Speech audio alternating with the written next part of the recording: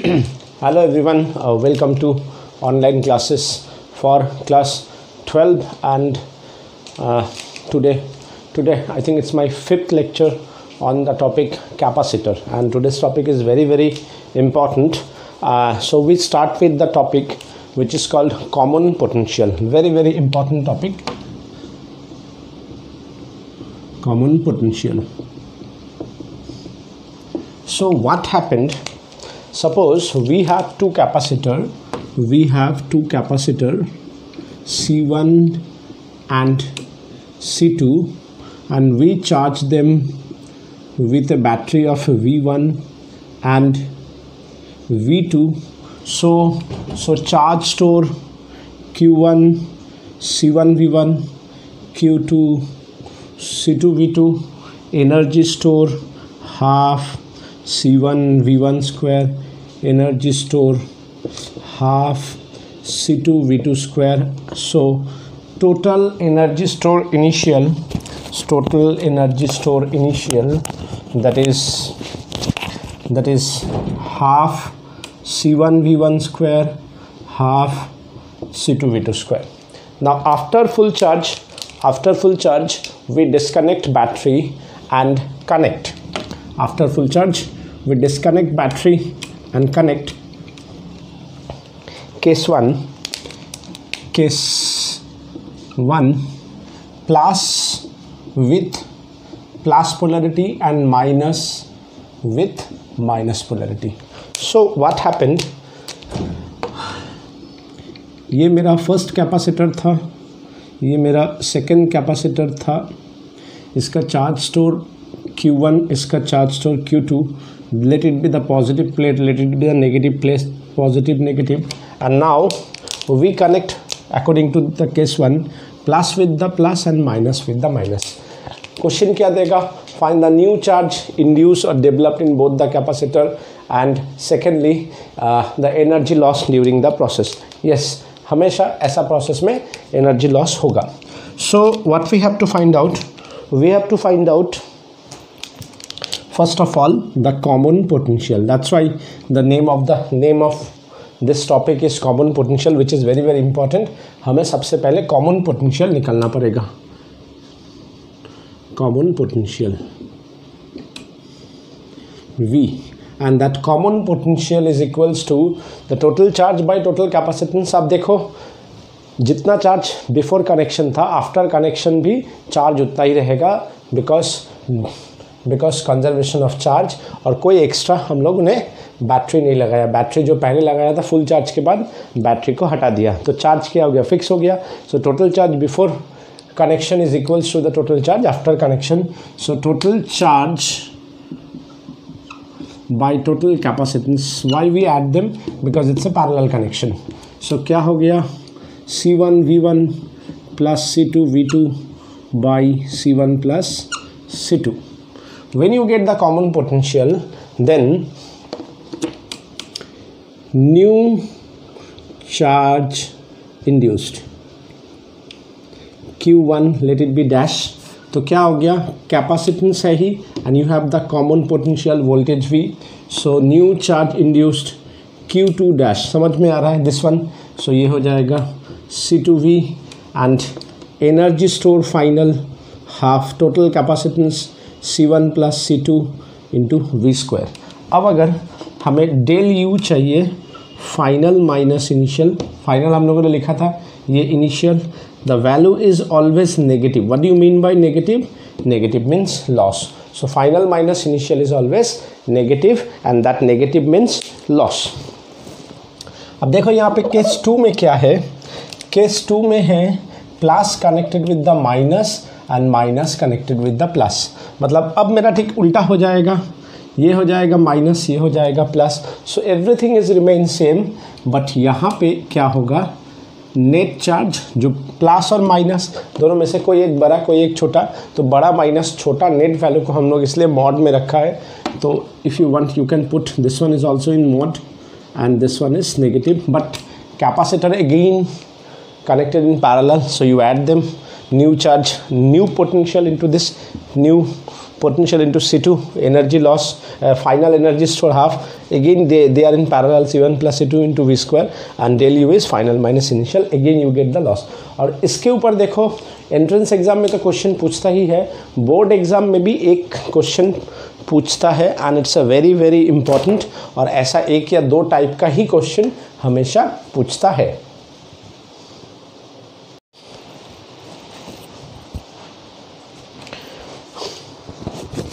Okay, so now we try to solve a numerical. This numerical is very very important. What is the numerical? Two capacitor 10 microfarad and 20 microfarad charged with battery of 10 volt and 20 volt. Find the after full charge, disconnect the battery and connect plus with the plus and minus with the minus. That's the first one, and the second one is plus with the minus and minus with the plus, means case 1 and case 2. Find new charge induced in both the capacitor after connection and also find the energy loss during the process. So देखो मेरे को इसमें mainly ध्यान क्या रखना है, मैंने ये पूरा क्वेश्चन हटा दिया. मुझे यहाँ पे ध्यान रखना है कि we have two capacitor, C1 10 microfarad, C2 20 microfarad, voltage 10 volt, voltage 20 volt, and full charge after full charge. So Q1 is C1 V1, that is 10 into 10, that is 100 microcoulomb, and Q2 is 20 into 20, that is 400 microcoulomb, and initial energy store half C1 V1 square, that is half 10 into 10 square, 5 into 100, that is 500 microjoule, and U2 half C2 V2 square, that is half 20 into 20 square, that is 10 into 400, that is 4000 microjoule. So initial energy is 4500 microjoule. ये है मेरा first situation. Now on the basis of that, first part में मुझे क्या बोला गया है, first part में मुझे बोला गया है कि connect plus with the plus and minus with the minus. So we can find out the common potential. V equals to total charge Q1 is how much, 100 plus 400 by total capacitance 10 plus 20, that is 500 by 30, तो 50 by 3 volt. क्यों, microcoulomb and microfarad, micro गयो. So your common voltage is 50 by 3 voltage. Now new charge induced Q1 dash, that is C1 10 into 50 by 3, that is 500 by 3 micro coulomb, and Q2 dash 20 into 50 by 3, that is 5 5 10 by 3 microcoulomb. And मज़ा की बात देखो, ये दोनों को add करो, 15 by 3 500, ये दोनों को ऐड करो 500. तो before and after the charge will remain constant, conservation of charge. अब U final is half C1 plus C2 into V square 50 by 3 whole square.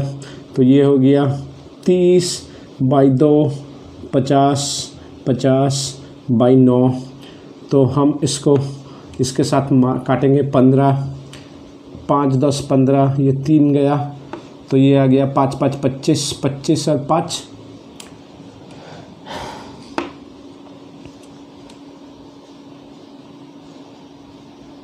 ये 5 होगा, ये 3 होगा, तो 5 5 25 25 125 00 by 3 माइक्रो जूल. अब देखो डेल यू हमें क्या लिखना था, फाइनल माइनस इनिशियल. फाइनल का वैल्यू है 12500 by 3, इनिशियल का वैल्यू कितना था 4500. सो 12500 माइनस 4 8 12 13, 13500 by 3. अब देखो दोनों में डिफरेंस क्या है, 100. 4 8 4 12 13 1250 1350 मतलब 1000/3 negative microjoule. And what do you mean by negative? Negative is the loss. That is the first part. Now the second part of the question we can write. Second part, first part you understand. तुम लोग तो reverse करके देख सकते हो, तो मुझे अगर मिटा दिया तो तुम लोगों को कोई दिक्कत नहीं है. Now the second part of the question, plus connected with the minus and minus connected with the plus. Everything is remain same. यहाँ पे एक मॉड लेना है, यहाँ पे एक नेगेटिव साइन देना है, तो ये हो जाएगा 300, ये हो जाएगा 300, तो ये हो जाएगा 10 वोल्ट. अगर ये हो जाएगा 10 वोल्ट तो यहाँ पे मुझे लिखना है 10 वोल्ट, तो यहाँ पे मुझे होगा 100 माइक्रोकूलम. यहाँ पे मुझे लिखना है 10 वोल्ट, तो ये हो जाएगा 200 माइक्रोकूलम. यहाँ पे लिखना है 10 का स्क्वायर, 10 का स्क्वायर, तो ये हो जाएगा 15 × 100 दैट इज़ 1500 माइक्रोजूल. तो यहाँ पे मुझे लिखना है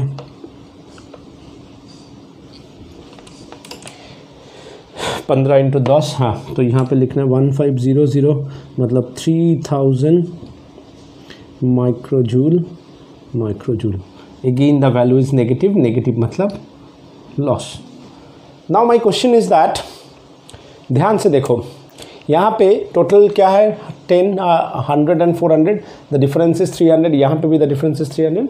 so everything is perfectly okay.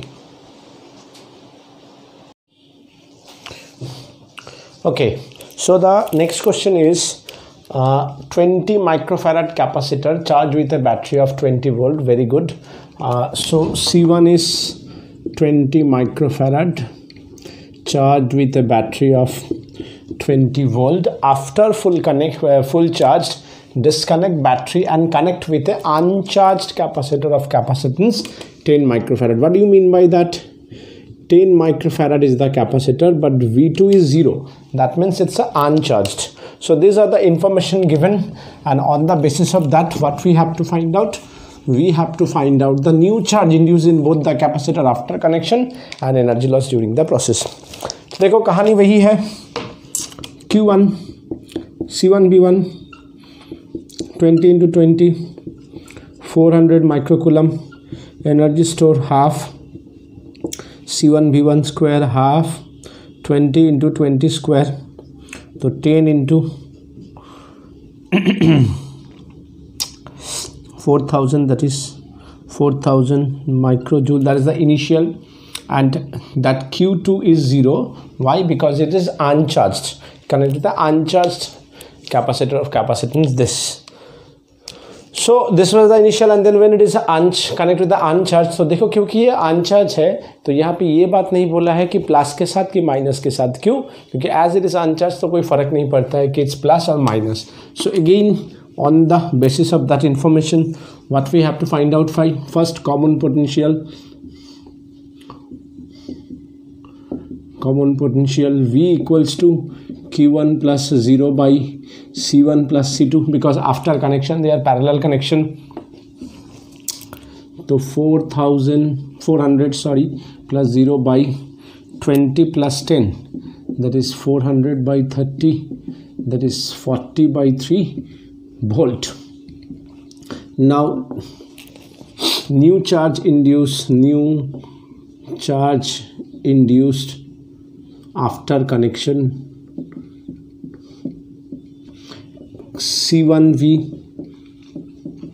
40 by 3, that is 4 8 1 2 3 microcoulomb, and Q2 dash is C2V 10 × 40 by 3, that is दोनों को मिलाओ. देखो 400 माइक्रोकूलम आ गया. So again the charge is conserve. Now the energy store is final is half C1 plus C2 into V 40 by 3 whole square. तो इसको करेंगे half into 30 into 40 into 40 by 3 into 3, तो ये हो जाएगा 10. 1 गया, ये हो गया 5, तो 4 4 16, 5 10 15 20 20 80. 80 1 2 3 microjoule. So del U that is the final minus initial. Answer negative में आना ही है. 800/3 minus 8000/3 that is 8000 minus 12,000/3 that is minus 4,000/3 microjoule. Negative means loss. So you understand कि this type of questions are very very important. इसके साथ एक और थोड़ा सा छोटा सा टाइप का क्वेश्चन देता है. हालांकि ये बोर्ड्स में नहीं पूछता है, एंट्रेंस एग्जाम में this type of question sometime they can ask you. So वो बोल सकता है, suppose you have a capacitor of radius R1, you have another capacitor R2, so C1 is absolute 4 pi epsilon naught R1, C2 is 4 pi epsilon naught R2. If you charge with V1 V2, so Q1 C1 V1, Q2 C2 V2. Now if you connect them, so you get the common potential Q1 plus Q2 by C1 plus C2. So 4 pi epsilon naught R1 V1 plus R2 V2. Hope you understand. By 4 pi epsilon naught R1 plus R2. 4 pi epsilon 4 pi गयो. So R1 V1 R2 V2 by R1 plus R2. फिर तुम इसको energy store and all ये सब निकाल सकते हो. So the basic funda is same type common potential and then you can find out Q1 dash C1V, Q2 dash C2V, final half C1 plus C2V square, U initial half C1 V1 square, half C2 V2 square. मेरा जो main कहने का मतलब है, spherical capacitor देगा तो ये 4 pi epsilon not R के फॉर्म में इसको मानना.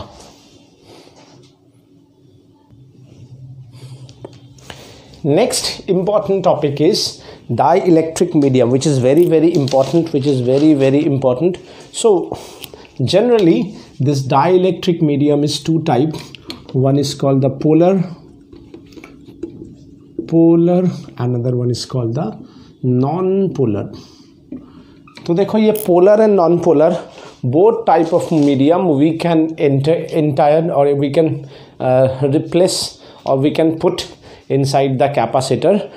And as we put some dielectric medium, its dielectric constant or relative permittivity will change. हाँ, तो पोलर में क्या क्या होता है? H2O, CH, Cl3 कभी कभी पूछता है. एक दो एग्जाम्पल NH3, कीटो, CHO, COOH, ये सब है. नॉन पोलर कंपाउंड है CO2, CCl4, C2H6, CH4 etcetera. अब देखो पोलर तो समझ में आता है कि this are the reason behind that कि इसमें पार्शियली पॉजिटिव है, पार्शियली नेगेटिव है. सो ये तुम्हारा डाइपोल मूवमेंट के कारण इसका इलेक्ट्रिक फील्ड जनरेट हो रहा है. नॉन पोलर कंपाउंड कैसे इलेक्ट्रिक फील्ड जनरेट करता है? तो आई give you one example. Suppose हम लोगों ने ये लिया CCl4, तो ये है क्लोरीन, ये है क्लोरीन, ये है क्लोरीन, ये है क्लोरीन. सो हम लोग जानते हैं कि ये पार्शियली नेगेटिव चार्ज, ये partially positive charge, partially negative, partially positive, partially positive negative, positive negative. So net dipole movement is 0. क्यों? क्योंकि सब एक दूसरे को कैंसिल कर दिया या बैलेंस कर दिया. इसका मतलब सेंटर में 0 और चारों तरफ नेगेटिव. और इसका क्या है, ये तो पहले से ही एक तरफ पॉजिटिव एक तरफ नेगेटिव है, लेकिन अब ये न्यूट्रल है, म्यू 0 है. But if we put it in place of electric field, if we put it in place of electric field, अब देखो क्या होगा. नेगेटिव चार्जेस जितना भी है ये ऑपोजिट डायरेक्शन में जाना चाहेगा, और जितना पॉजिटिव चार्ज है, मानो इसके अंदर बहुत सारा है, ये इधर में जाना चाहेगा. तो अब इसका स्ट्रक्चर में इसका जैसा स्ट्रक्चर ये होने का कोशिश करेगा. कैसे? अब इसका स्ट्रक्चर ऐसा नहीं कि यहाँ पे नया हो रहा है. मैं after entering the electric field, इसका जो स्ट्रक्चर है मीन्स पार्शियली नेगेटिव और पार्शियली पॉजिटिव का यहाँ पे एक ये होगा, मतलब electron cloud are shifted towards the in the opposite, electron clouds are shifting in the opposite direction of the electric field and deficiency of the electron is from the positive charge. तो ये एक electric field generate करेगा जिसको हम लोग बोल सकता है इंड्यूस्ड इलेक्ट्रिक फील्ड. तो the name of the compounds are very very important. बोलता है एक दो क्वेश्चन में पूछता है, find 1 or 2 example. So now I give you 1 example, then you understand. Suppose मेरे पास एक पैरेलल प्लेट है, one side is positive, one side is negative, and now suppose we put some medium due to which ये ऐसे ऐसे करके partially plus minus create हुआ. So this one is the external electric field, and due to that external electric field negative charges are move on the opposite side. So negative charge इधर आएगा और this side positive होगा, partially positive. तो if this one is the external electric field, this one is the induce electric field. So now net electric field is external. You can write it AE minus induce. Are you getting my point? So now your electric dipole, what is the formula? K, that is, we know that K force due to medium is F by K. So similarly यहाँ पे K हो रहा है, it is K times decrease because force is charge into electric field medium, charge into electric field by K. So what do you mean by this? तो यहाँ से K का देखो वैल्यू क्या आता है, E by E medium. तो similarly we can say K is E which is in air by E net, means after this, because it is inversely proportional to K. तो जब हम इसको इंड्यूस करेगा तो ये बेसिकली क्या हो गया, हम इसको ऐसे करके भी लिख सकता है. इसका मतलब कि E net is E by K. Hope you understand कि K times ये हो गया, और ये नेट जो था ये क्या हो गया, ये जो नेट है E minus E induce. आप देखो, we know from Gauss's theorem electric field for a parallel plate is sigma by epsilon naught, and as this one is induced, so sigma induced by epsilon naught. Sigma induced means charge per unit area induced on this plate due to insert of this dielectric medium. तो ये क्या आएगा, sigma minus sigma induced. So K sigma induce is sigma. So K into sigma induce, if we move in that side, तो क्या हो गया, sigma K minus 1. तो sigma induce is sigma K minus 1 by K. So what we have, sigma induce is sigma 1 minus 1 by K. If we multiply by the area, plate area is A, so what we have, sigma A 1 minus 1 by K. So charge induce is charge not 1 minus 1 by K. मतलब मेरे जो पहले charge था और dielectric slab डालने के बाद plate पे कितना चार्ज होगा और इसमें कितना चार्ज इंड्यूस होगा, we can find out. So I give you one question related to that topic, then you understand कि why this one is very very important. और आगे अगर हमें ये फॉर्मूला मालूम है, so how easily we can solve numerical related to this. देख के लगेगा क्या क्वेश्चन दे दिया है, बट कुछ नहीं है. So question is that, suppose you have a capacitor of capacitance, मैं क्वेश्चन सेम रखने का कोशिश कर रहा हूँ, microfarad, voltage is 4 volt. Actually मैं सेम रखने का कोशिश कर रहा हूँ. योर PDF फाइल, मतलब जो हम भेजेंगे, और this video 50 microfarad and 4 volt.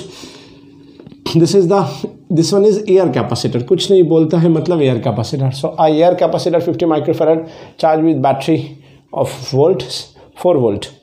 Okay, so now what happened कि इस after full charge disconnect the battery and insert a dielectric slab whose dielectric constant is K equals to 4. देखो full charge करने के बाद जब हम बैटरी हटाएंगे इसका मतलब क्या है, total charge remain same.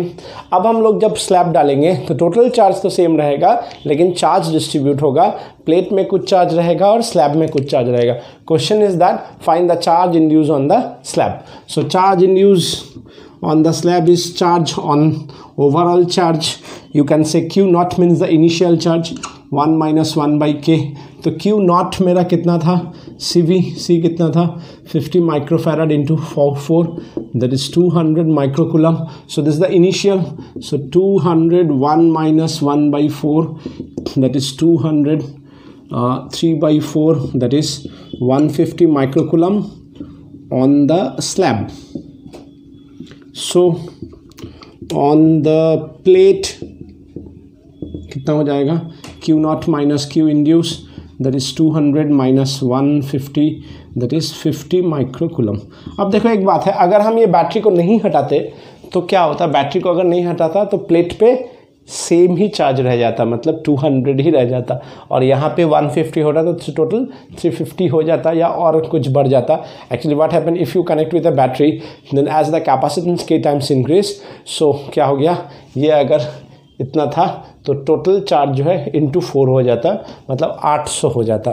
So that's why question में ये बोलेगा कि remove the battery and then insert. तो दैट मीन्स कि चार्ज वही 200 है, अब उसका डिस्ट्रीब्यूशन होगा.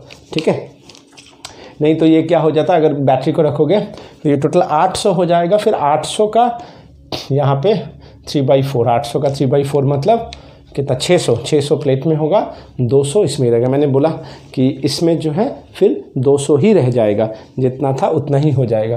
तो इसमें 200 रह जाएगा और इसमें 350 नहीं, इनिशियल बढ़ गया 800 हो गया, तो यहाँ पे हो जाएगा 600, इसमें हो जाएगा 600 और ये जो है ये 4 गुना बढ़ जाएगा. तो टोटल इज 800, जिसका इसमें होगा 600 और प्लेट में 200 ही रहेगा. अब देखो ये बहुत ही इम्पोर्टेंट है. Now so what happened, suppose this question is very very important.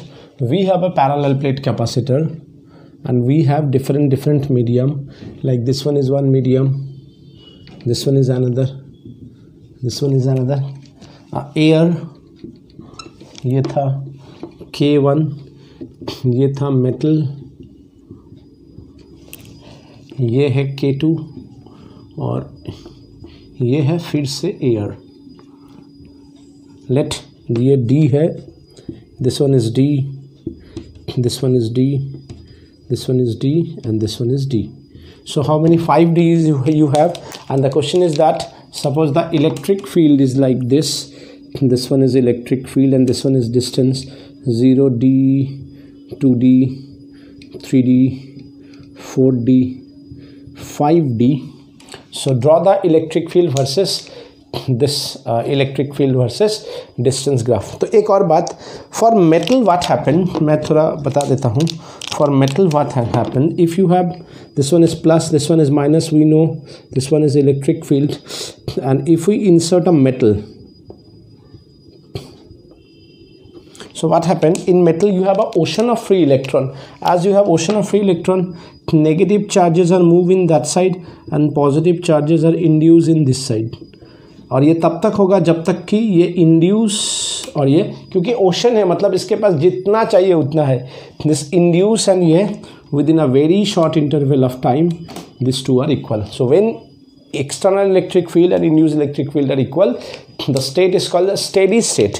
Eight steady state E net कितना हो गया, ई नेट हो गया E minus E induce that is 0. So K क्या हो गया, E by E net. So E by 0 that is infinity. So that means when you insert metal क्या होता है, dielectric constant become infinity, so electric field is 0. So inside the metal no electric field is 0. तो no electric field is 0 मतलब net electric field is 0. External और internal दोनों मिला के equalise हो जाता है, इसलिए तो आउटसाइड और इनसाइड में होता है. सो इससे देखो एक चीज़ और है कि E net that is E by K. तो के का वैल्यू जितना बढ़ेगा इलेक्ट्रिक फील्ड उतना घटेगा, और के का वैल्यू जितना घटेगा इलेक्ट्रिक फील्ड उतना बढ़ेगा। सो एयर पे के का वैल्यू सबसे कम 1 होता है, तो एयर पे इलेक्ट्रिक फील्ड सबसे ज़्यादा होगा। And we know for parallel plate capacitor electric field is constant. So air पे कांस्टेंट, 2 एयर है 1 नंबर पे और 4 नंबर पे, तो this 2 electric field are exactly same. And here one question is also given, ये दे देगा कि suppose it is given K1 is greater than K2, given K1 is greater than K2। So K1 greater मतलब इसका electric field कम हो जाएगा, so let it be this one.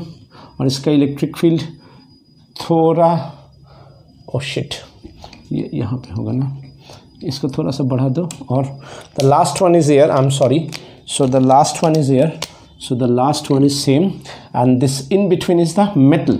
So metal का electric field 0 होगा। Hope you understand this one.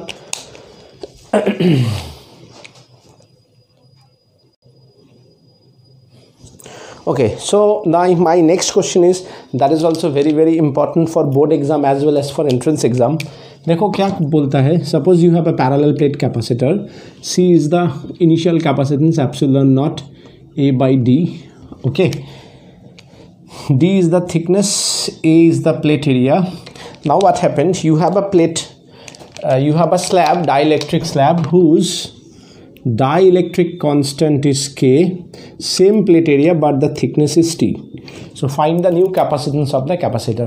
So देखो इसको derivation भी करने के लिए बोल सकता है, तो हम लोग डिराइवेशन भी देखेंगे और हम लोग वो ट्रिक भी देखेंगे जिससे हम लोग इंस्टेंटली फटाक से इसका आंसर निकाल सकते हैं। सो सबसे पहले देखो, जब भी इसका डिराइवेशन करना पड़ेगा मेरे को सबसे पहले दिमाग में रखना है वोल्टेज निकालना है। वोल्टेज क्या होता है, इलेक्ट्रिक फील्ड इंटू डिस्टेंस।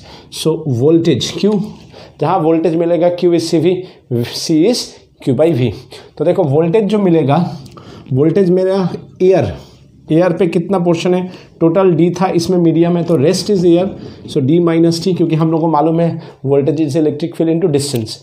और मीडियम वाला पोर्शन कितना है, EM इंटू T।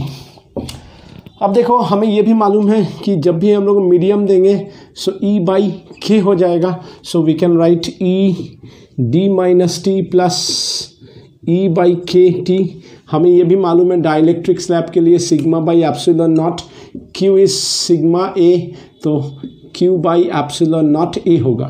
सो E को अगर हम कॉमन ले लेगा, so what we have E minus D T by K. E का वैल्यू कितना है, Q by epsilon naught A, that is D minus T plus T by K. So what we have, C equals to Q by V, Q cut गया, epsilon naught A D minus T plus T by K. तो देखो ये तो है derivation. जिसको direct याद रखना है वो कैसे याद रखेगा, वो याद रखेगा एप्सिलॉन नॉट A, फॉर्मूला क्या था, बाई D। अब देखो D बाई कुछ नहीं है, मतलब एयर 1, यहाँ पे अभी एयर पार्ट कितना है माइनस T, और बाकी पार्ट में क्या है, स्लैब है। तो स्लैब के लिए हम लोग क्या करेंगे, T बाई के का वैल्यू है, यहाँ पे के का वैल्यू क्या है 1 को लिखो नहीं लिखो बात है कि।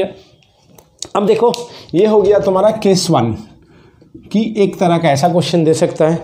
अब हम इसको केस 2 में कन्वर्ट कर देते हैं। केस 2 में क्या करते हैं हम लोग, एक नहीं हम लोग 2 स्लैब डाल देते हैं, तो डरने का कोई बात नहीं है। K1 K2 ये हो जाएगा T1, ये हो जाएगा T2। तो अब हम लोग यहाँ पे क्या करेंगे, यहाँ पे लिखेंगे T1 माइनस T2, यहाँ पे लिखेंगे EM1 T1 EM2 T2। तो यहाँ पे हम लोग क्या करेंगे, हमें ये पूरा का वैल्यू को खाली चेंज करना है। हम फिर से एक बार दिखा देते हैं तुम लोगों को कि क्या करना है, कि V is ED minus T1 minus T2 plus E1 T1 plus E2 T2। So ED minus T1 minus T2 plus E by K1 T1 E by K2 T2। E को पूरा कॉमन ले लिया, D minus T1 minus T2 plus T1 by K1 plus T2 by K2। तो Q by epsilon naught A d minus t1 minus t2 plus t1 by k1 plus t2 by k2. So c is q by v, that is epsilon naught a, d minus t1 minus t2 plus t1 by k1 t2 by k2 हो गया. You can write directly also. ठीक है, अगर इसको हम अगर 2 के जगह पे इनफाइनिट रखें तो ये 0 हो जाएगा, ये बढ़ जाएगा. So hope you understand this type of question. इसके बाद इसके साथ एक और इम्पॉर्टेंट टाइप है which is very very important, जिसके ऊपर भी काफ़ी अच्छा क्वेश्चन आता है. So that one is if we insert some metal, suppose हम लोगों ने एक टी लिया और ये मेटल है. तो मेटल है देखो, तो वो बोलेगा नहीं मेटल है, they just use copper, silver, iron. So that means this all are metal. And as this one is metal, now what happened, epsilon naught a, we can write d minus t directly plus t by k. What is the value of k? Infinity. So value of k infinity का मतलब क्या हो गया? d minus t. So your capacitance is this one. I give you one example, then you understand it. एक numerical भी दे देते हैं. देखो एक क्वेश्चन है कि you have a air capacitor. मैं वैल्यू सेम रखना चाहता हूँ. सो यहाँ से दे रहा है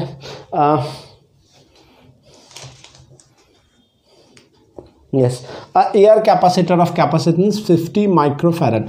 यहाँ पे ये एयर बोल देगा वर्ड, क्योंकि इसमें मेटल डालना है. Air capacitor of capacitance 50 microfarad. A copper plate of thickness 1/4 of the separation between the plate, insert between the capacitance, find the new capacitance of the capacitor. ना प्लेट का area दिया है, ना separation दिया है, media air में था, सिर्फ बोल दिया एयर में था. तुम सोचोगे कैसे आएगा इतना कुछ, तो कुछ मालूम नहीं है. See it's a very simple question. Metal या सी मीडियम, हमें क्या करना है, epsilon not A D minus T, क्योंकि ये पार्ट 0 है तो टेंशन तो लेना ही नहीं है, सीधा वैल्यू पुट करना है. टी कितना बोला है, epsilon not A D minus D by 4, that means epsilon not a 3/4 D, that means 4/3 epsilon not a by D. ना ये डी देगा ना ये ए देगा, क्योंकि इसका कोई ज़रूरत ही नहीं है. ये तुम्हें 50 माइक्रोफैरड बोल दिया है. सो 50 माइक्रोफैरड बोल दिया है मतलब into 50 microfarad. So that is 200/3 microfarad is the answer. So today I conclude my lecture here. इसके बाद जो एक और क्लास होगा जिससे हम लोग इस कैपेसिटर चैप्टर को पूरा कंप्लीट करेंगे, और ज़रूरत पड़े तो एक और क्लास देके हम न्यूमेरिकल भी सॉल्व कर लेंगे. अगर if you have some problem with the numerical and all, फिर हम लोग करंट इलेक्ट्रिसिटी करेंगे. और हम लोग थोड़ा सा धीरे धीरे जा रहे हैं, क्योंकि लॉकडाउन में ज़्यादा फास्ट जाने से फिर दिक्कत हो जाएगा. So today I conclude my lecture. Okay, bye bye. Thank you.